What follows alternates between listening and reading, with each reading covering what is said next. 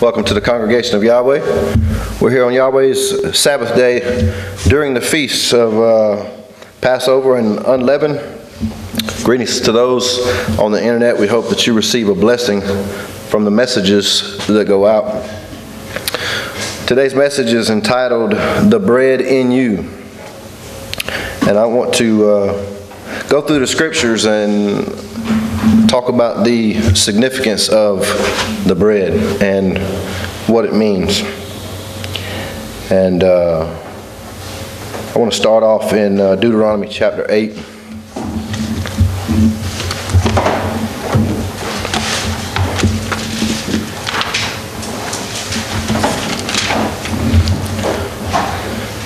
Starting in verse 1. In Deuteronomy chapter 8, it says, All the commandments which I command thee this day shall you observe to do, that you may live and multiply, and go in and possess the land which Yahweh sware unto your fathers. And you shall remember all the way which Yahweh thy Elohim led thee these 40 years in the wilderness, to humble thee, to prove thee, to know what was in thine heart, whether thou would keep his commandments or no.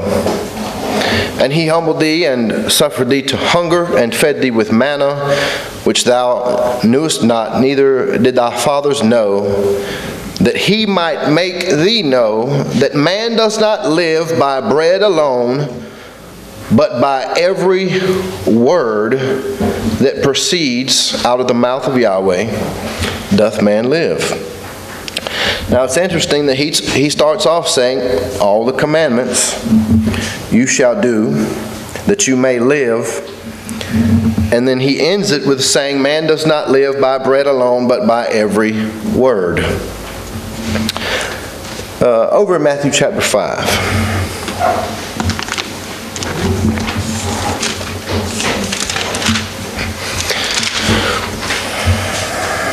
Starting in verse 13, You are the salt of the earth, but if salt should lose its flavor, wherewith shall it be salted? It is henceforth good for nothing, but to be cast out, and to be trodden under foot of men. You are the light of the world. A city that is set on a hill cannot be hid. Neither do men light a candle and put it under a bushel, but on a candlestick, and it gives light unto all that are in the house. Let your light so shine before men, that they may see your good works and honor your Father which is in heaven. Let your light shine, so that they may see your good works. Your good works are your salt. Your good works are your light. They're to shine in the light, in the lives of other people, so that they might give glory to your Father in heaven. He does the work in you. Think not that I am come to destroy the law or the prophets. I am not come to destroy, but to fulfill. For verily I say unto you, till heaven and earth pass, one jot or one tittle shall in no wise pass from the law, till all be fulfilled. Verse in Luke says, it's easier for heaven and earth to pass than for one tittle to pass from the law. Whosoever therefore shall break one of the least commandments, and shall teach men so, he shall be called least in the kingdom of heaven. Some teach that this is referring to the 10. But I believe it's referring to every jot and tittle. That's the context. For verily I say unto you, till heaven and earth pass, one jot and one tittle shall in no wise pass from the law. Whosoever therefore shall break one of the least commandments. I'm showing those things are related. He didn't jump context. He didn't jump into another topic. Now let's go back to Leviticus chapter 27. The very last verse. He goes through the book of Leviticus giving instructions, telling the people how to live. He said if you do these things, you will live. Why? If someone has an infection coming from their body, separate them and you'll stay healthy. They're put there for a reason. They're put there to preserve your life. So after he sums up the entire book of Leviticus, he ends in verse 34, these are the commandments. He writes an entire book and said, these are the commandments which Yahweh commanded Moses for the children of Israel in Mount Sinai.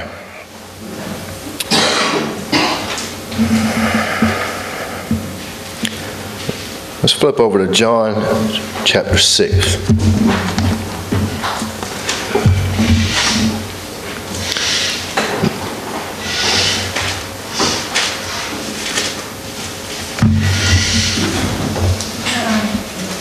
John chapter 6, starting in verse 1.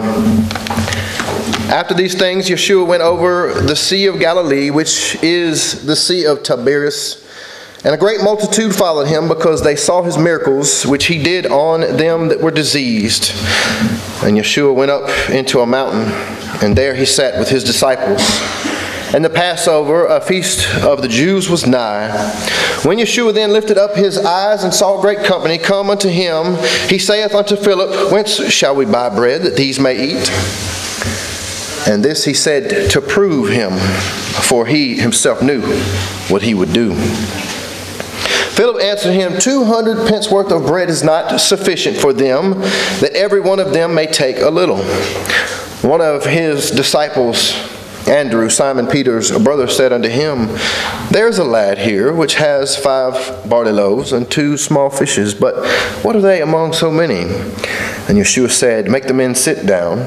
Now there was much grass in the place, so the men sat down in number about 5,000. And Yeshua took the loaves, and when he had given thanks, he distributed to the disciples, and the disciples to them that were sat down, and likewise of the fishes as much as they would, as much as they wanted.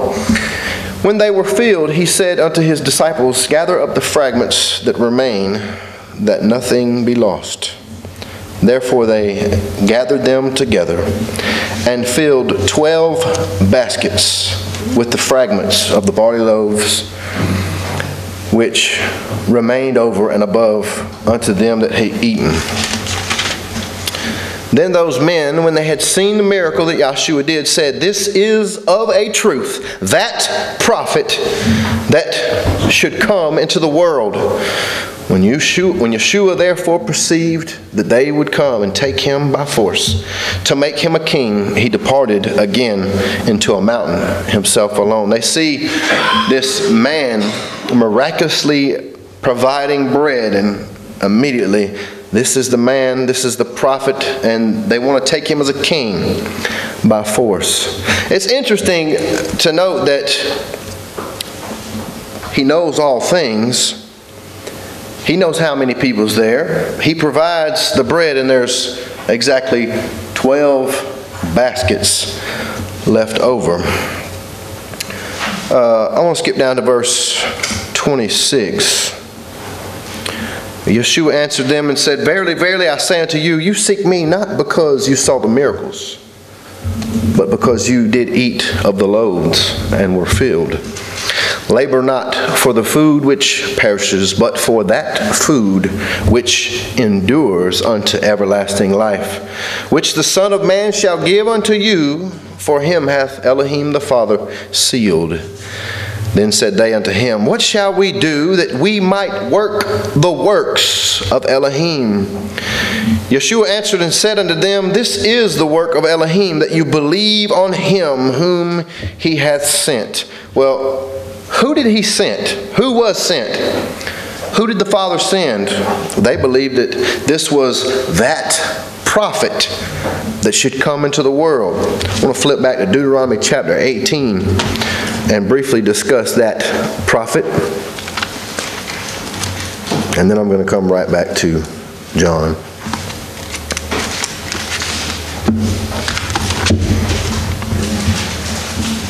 Deuteronomy 18 verse 15.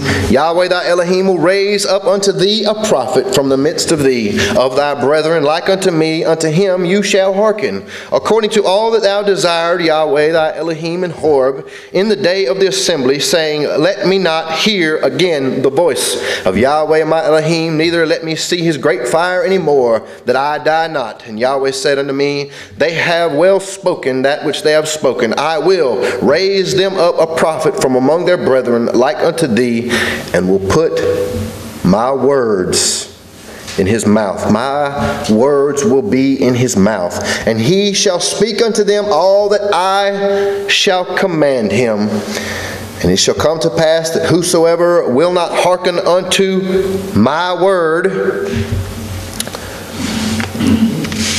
which he shall speak in my name, I will require it of him. Back to John.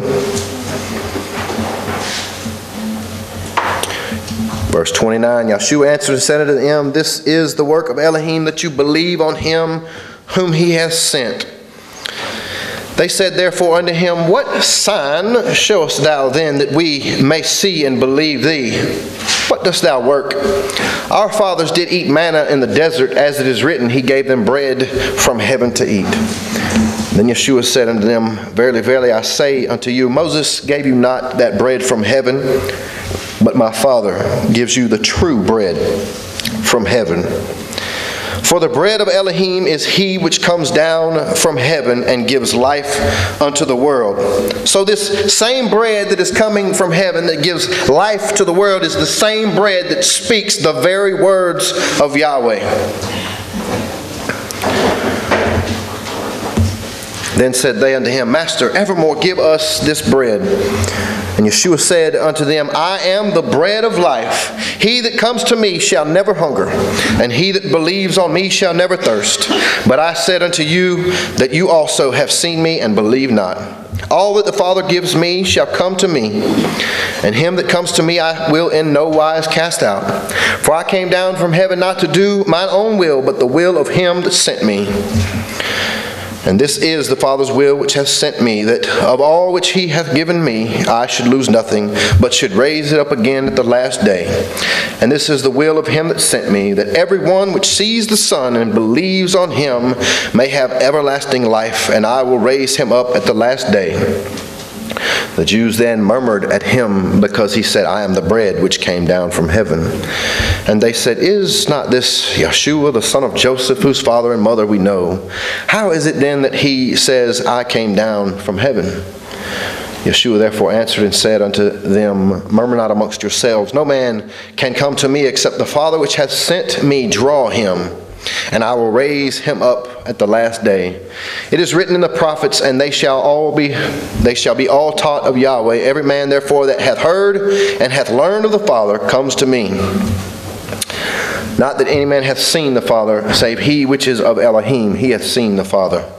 Verily, verily, I say unto you, he that believes on me has everlasting life. I am the bread of life. Your fathers did eat manna in the wilderness, and are dead. This is the bread which comes down from heaven, that a man may eat thereof, and not die. I am the living bread which came down from heaven. If any man eat of this bread, he shall live forever. And the bread that I will give is my flesh, which I give for the life of the world. The Jews therefore strove amongst themselves, saying, how can this man give us his flesh to eat? Then Yeshua said unto them, verily, verily, I say unto you, except you eat the flesh of the Son of Man and drink his blood, you have no life in you.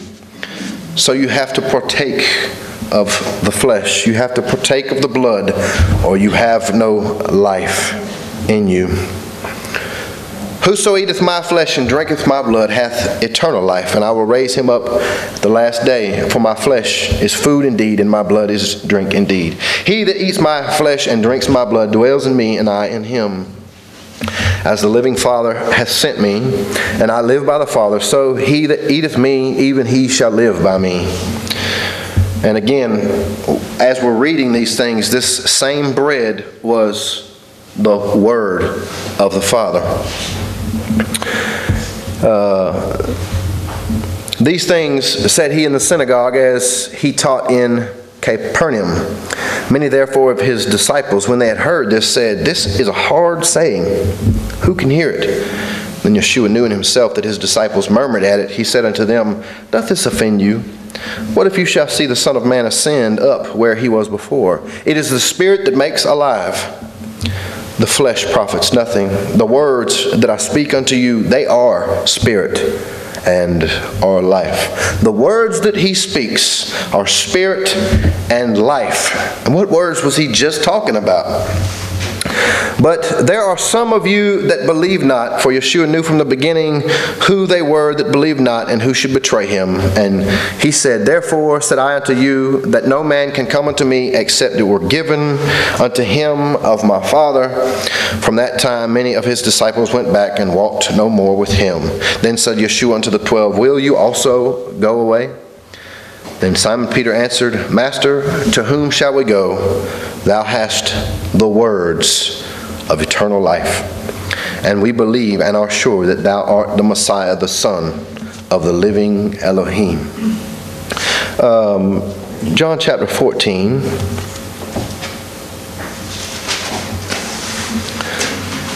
Starting in verse 1, "Let not your heart be troubled. You believe in Elohim, believe also in me. In my Father's house are many mansions. If it were not so, I would have told you. I go to prepare a place. And if I go and prepare a place for you, I will come again and receive you unto myself. And where I am, there you may be also. And where I go, you know, and the way you know."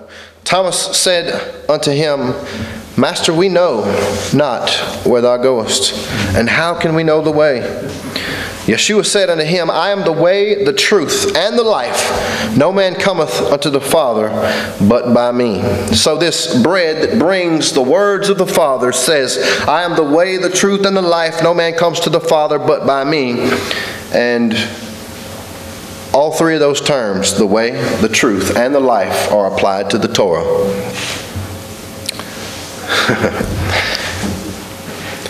Matthew chapter 26.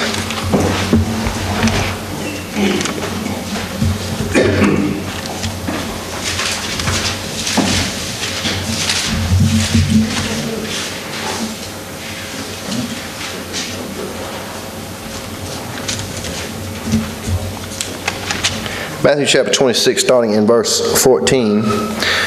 Then one of the 12, called Judas Iscariot, went unto the chief priests and said unto them, "What will you give me, and I will deliver him unto you?" And they covenanted with him for 30 pieces of silver. And from that time he sought opportunity to betray him. Now the first day of the feast of unleavened bread, the disciples came to Yeshua, saying unto him, "Where wilt thou that we prepare for thee to eat the Passover?" And he said, "Go into the city to such a man, and say unto him, The Master says, My time is at hand. I will keep the Passover at thy house with my disciples." And the disciples did as Yeshua had appointed them, and they made ready the Passover. Now when the even was come, he sat down with the 12, and as they did eat, he said, "Verily I say unto you, that one of you shall betray me." And they were exceedingly sorrowful, and began every one of them to say unto him, "Master, is it I?" And he answered and said, "He that dips his hand with me in the dish, the same shall betray me. The Son of Man goes as it was written of him, but woe unto that man by whom the Son of Man is betrayed. It had been good for that man if he had not been born." Then Judas, which betrayed him, answered and said, "Rabbi, is it I?" He said unto him, "Thou hast said." And as they were eating, Yeshua took bread, and blessed it, and brake it, and gave it to the disciples, and said, "Take, eat, this is my body." And he took the cup, and gave thanks, and gave it to them, saying, "Drink you all of it, for this is my blood of the New Testament," or New Covenant, "which is shed for many for the remission of sins." In the Torah it says that the life is in the blood. This wine symbolizing the blood of the Messiah, it symbolizes the life of the Messiah. And also the flesh, symbolizing his body that was broken for us. But let's go to a place in the Torah, in the Tanakh, that talks about the new covenant. And let's see if there is a relationship. Jeremiah chapter 31.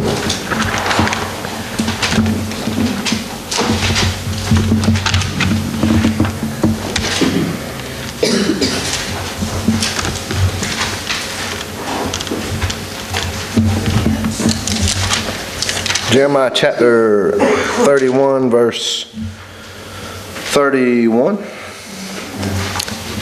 Behold, the days come, saith Yahweh, that I will make a new covenant with the house of Israel and with the house of Judah, not according to the covenant that I made with their fathers in the day that I took them by the hand to bring them out of the land of Egypt. Just for the sake of discussion, there is a doctrine out there, a replacement theology, that believes that Israel rejected their Messiah, so Yahweh rejected Israel from being a people, and he raised up this new Israel, and he's got a new covenant with them.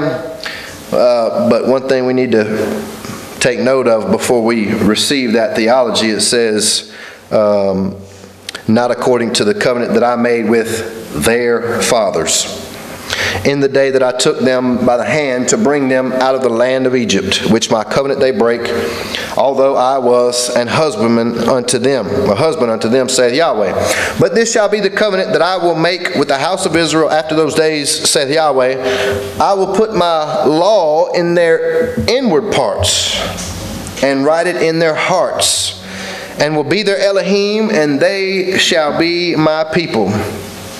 And they shall teach no more every man his neighbor and every man his brother, saying, Know Yahweh, for they shall all know me, from the least of them unto the greatest of them, saith Yahweh. For I will forgive their iniquity, and I will remember their sin no more. Now, forgiveness and deliverance from sin comes through the Messiah.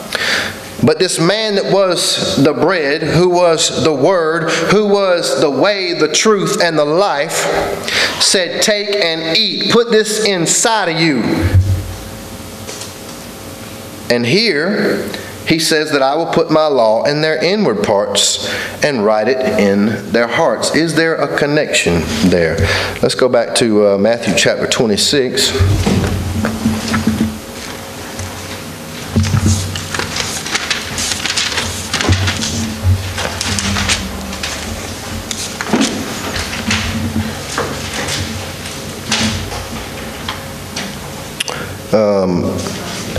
In verse 29, he says, But I say unto you, I will not drink henceforth of this fruit of the vine until that day when I drink it anew with you in my Father's kingdom.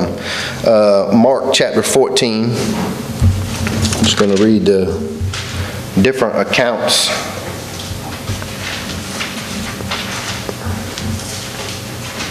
Starting in verse 10.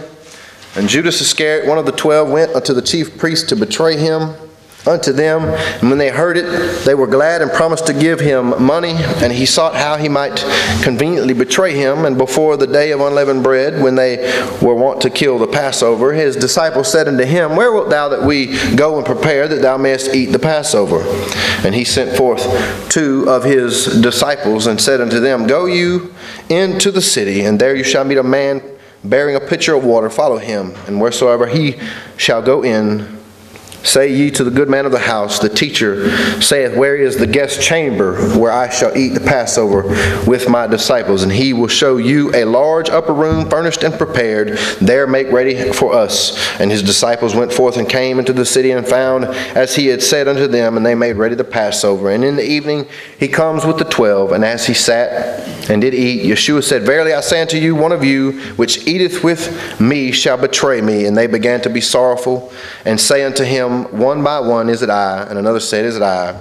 And he answered and said unto them, It is one of the 12 that dips with me in the dish. The Son of Man indeed goes, as it is written of him, but woe to that man by whom the Son of Man is betrayed. Good it were for that man if he had never been born. And as they did eat, Yeshua took bread and blessed and brake it, and gave to them, and said, Take, eat, this is my body. And he took the cup, and when he had given thanks, he gave it to them, and they all drank of it. And he said unto them, This is my blood of the New Testament, which is shed for many.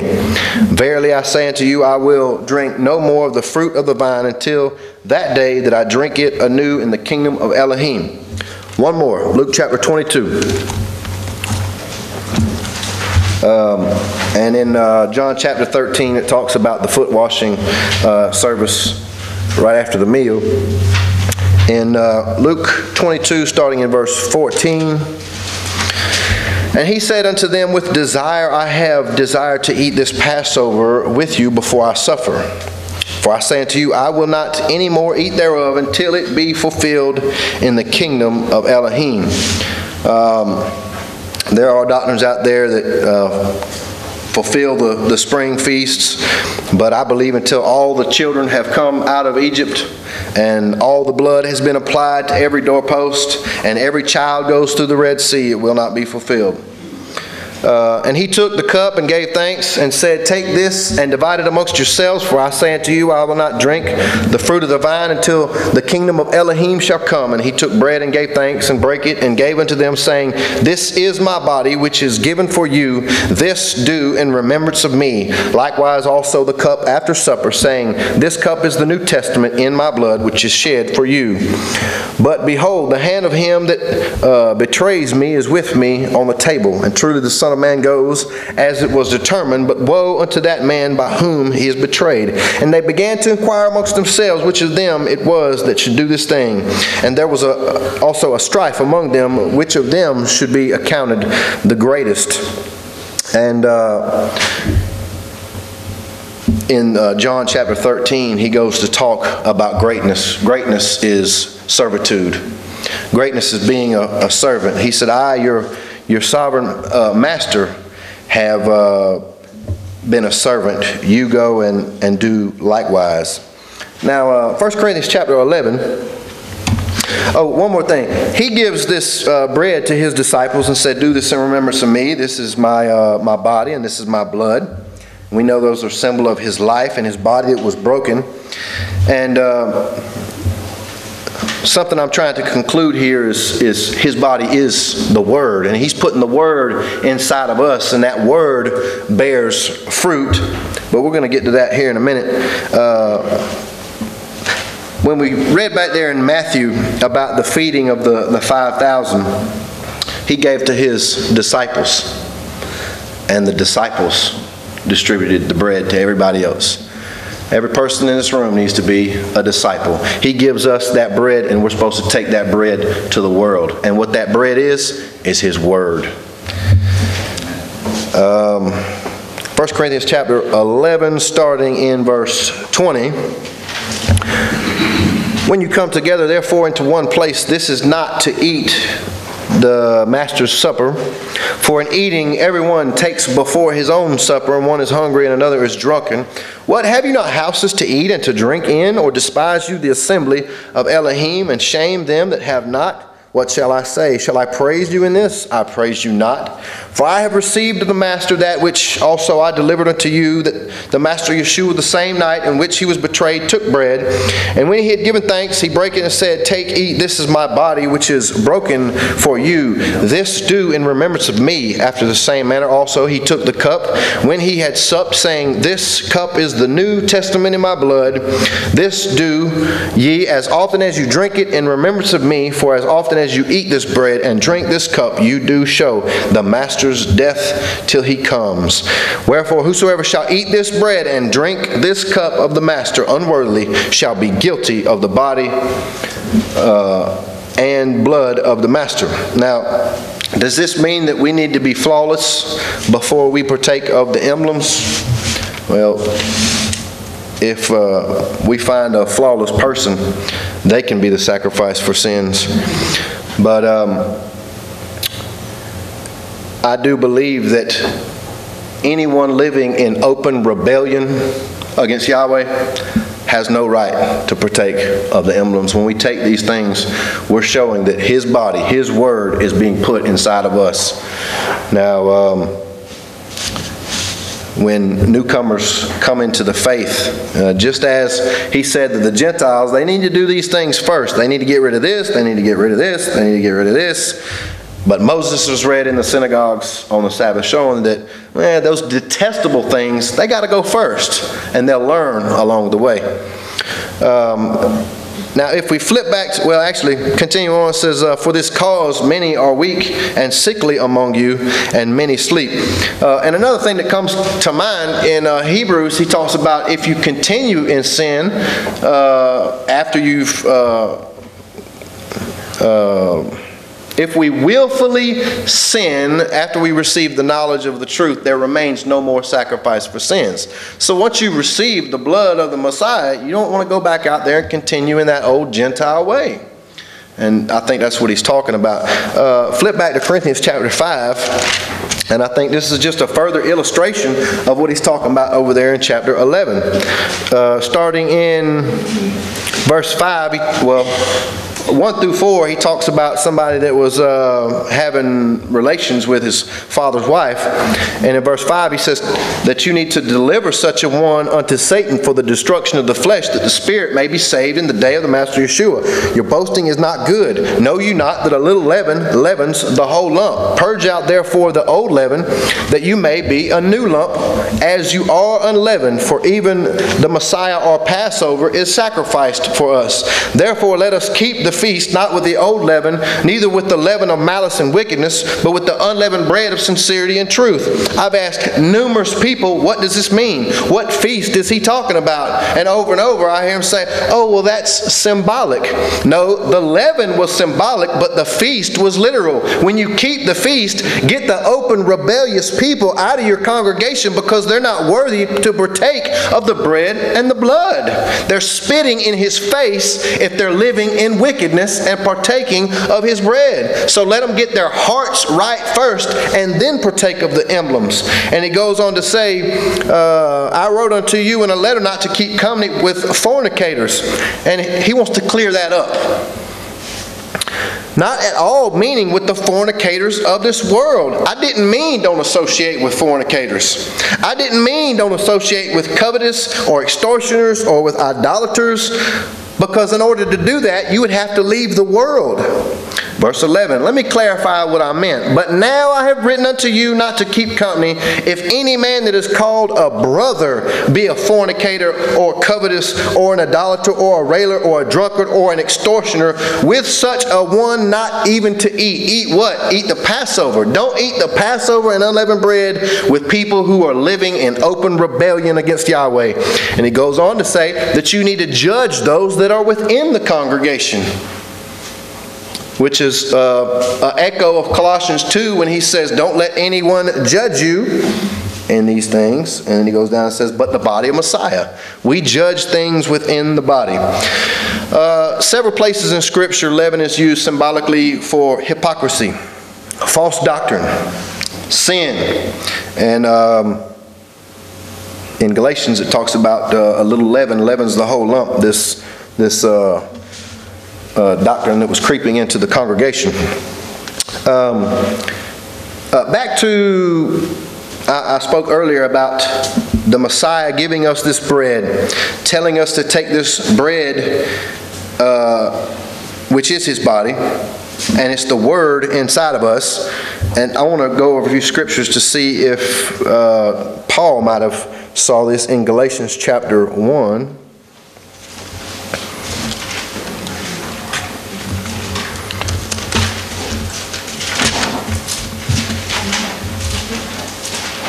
And everybody's familiar with John chapter 1 says that the Word was made flesh. 1 John, the small epistle says that we have seen this Word. We have handled this Word. Revelations talks about the King coming, who is the Word. And Galatians chapter 1, starting in verse 15, it says, but when it pleased Elohim, who separated me from my mother's womb, and called me by his grace to reveal his Son in me. To reveal his Son in me. How does he reveal the Son in him? Flipping over to Galatians chapter 4.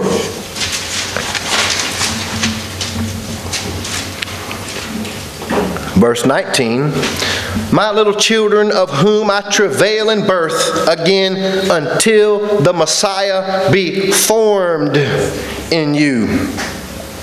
Colossians chapter 1.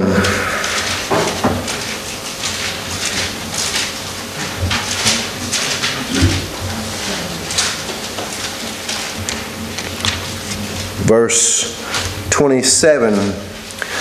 to whom Elohim would make known what is the riches of the honor of this mystery amongst the Gentiles, which is Messiah in you, the hope of majesty.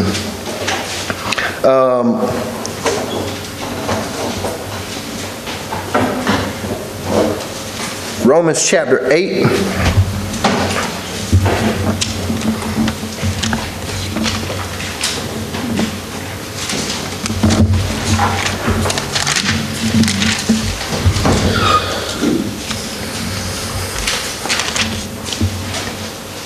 In verse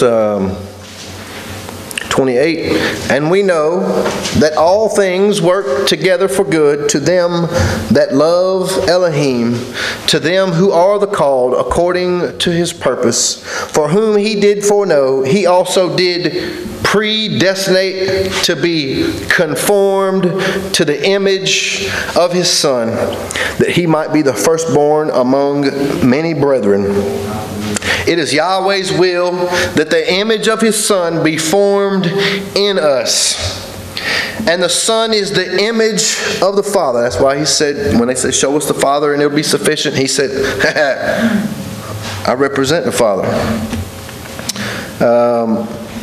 And Paul said in Galatians, I'm sorry, I'm flipping back and forth.